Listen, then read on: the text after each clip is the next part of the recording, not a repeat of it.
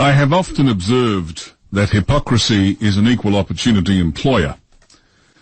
The ALP has been challenged to cut all ties with a bloke who says he's a satirist. He's on YouTube, Jordan Shanks. He goes by the name Friendly Geordies, and he's launched somewhat of a foul-mouthed spray at Nicolle Flint. There is nothing friendly about the behaviour of Jordan Shanks, otherwise known as the Friendly Geordies.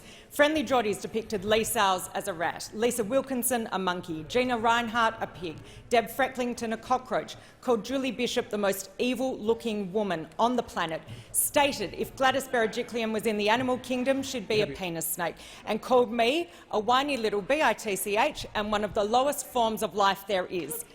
Now, you see, this is where it gets interesting. If the left are to have any credibility whatsoever, and they say that women shouldn't be harassed, cajoled, insulted, then they better take their own advice before they tell everybody else what they should or shouldn't do.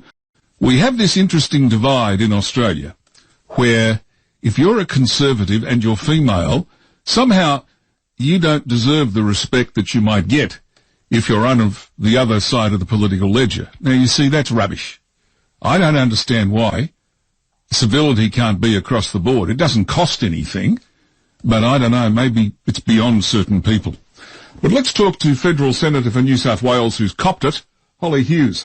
What sort of feedback have you been getting since this whole thing blew up? Look, last week we saw the release of the Jenkins Review, and one of the things that was pointed out in that is that some of the worst bullying was occurring woman on woman. Yes. And last week in the Senate, the most vile statement that I think potentially has ever been uttered in the Senate from Senator Lydia Thorpe directed at me with regards to my autistic son around at least I kept my legs shut, and every single person got the inference, had I kept my legs shut, I wouldn't have had an autistic son.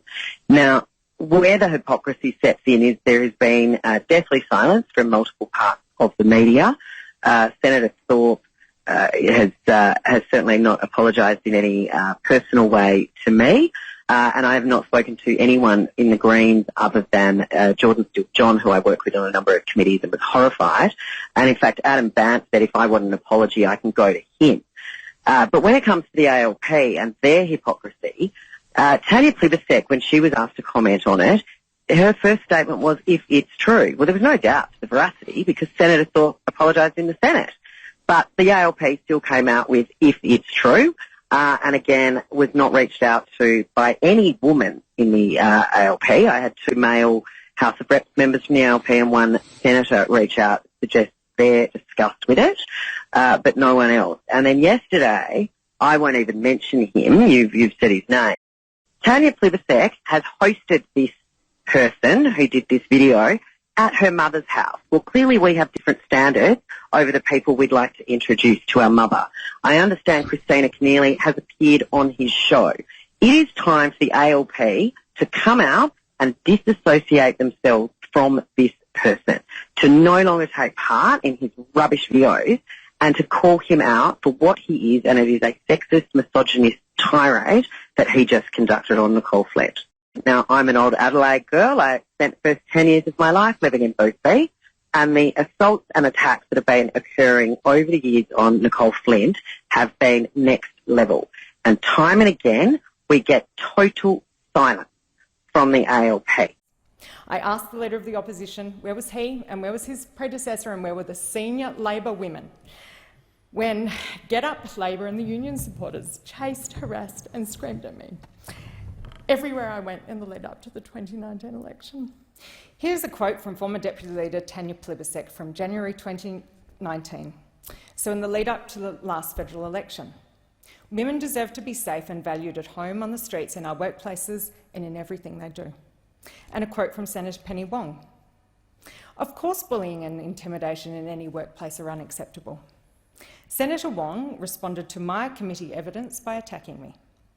Today in this place, the member for Sydney said she was unaware of any harassment by Get Up of the member for Boothby until very recently. I find the member for Sydney's claim hard to believe, as I was one of only 7 Liberal Party members on Get Up's federal election hit list. I was the only woman, the only backbencher and the only one who is not a current or former cabinet minister. I find it hard to believe Senator Wong and the Labor members on the committee did not tell the member for Sydney I had named her in my evidence in September last year. Well, we're the chorus from this so-called sisterhood, which we have known on the Conservative side of politics is a load of rubbish. The sisterhood is for women of the left. Women from the Conservative side of politics, we deserve it and are fair game. And Nicolle and I, for the two of us, we've had enough. We are done. And the ALP have nothing to offer when it comes to the Prime Minister except personal smears, and we're just not going to put up with it any longer.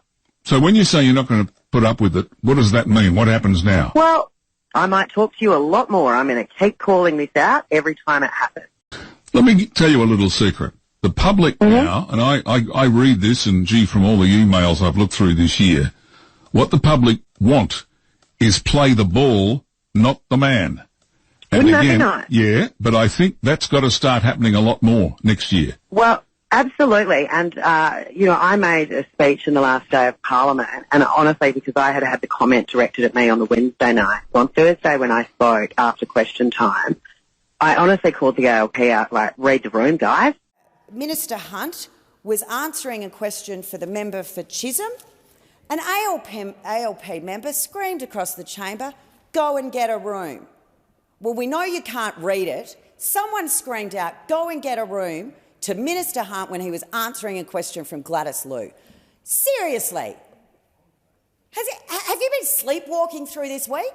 The Jenkins report has been released on a week where we have seen the behaviour in this place to descend to new levels. They came into question time with not one policy question. All they asked questions about was misinformation, lies and personal smears against the Prime Minister. Now, this has to change. I, for one, have written to Lydia Thorpe. She's the one that made the comment, but I've written to her. Isn't it Speaker's role in the Parliament to adjudicate on stuff where it becomes outside the normal role of an elected member and becomes quite personal? So in the Senate, it's the President. The problem is when it's quite raucous, it can actually be difficult for the President to hear it, and add people wearing those masks in the chamber, voices become muffled and a little less clear. I will absolutely own that I am, participate in these debates across the chamber, but always about policy, always about how we can do it better, who thinks they're going to spend the taxpayer's dollar more efficiently and more productively, not personal smears against people's families, not personal smears in the most vile context. And if we're going to lift the tone, everyone needs to call this out. Everybody needs to stand up. And I, for one, do not think the ALP is standing up with what's happened to Nicolle Flint. They certainly didn't do anything to stand up in defence of me because they are so desperate to join with the Greens, to line up if they can form government with them next year. That is what they will do. They will let these things slide by because they have nothing but personal smears against the Prime Minister, and if a Greens attacks a Conservative woman, they just let it go because they need their vote.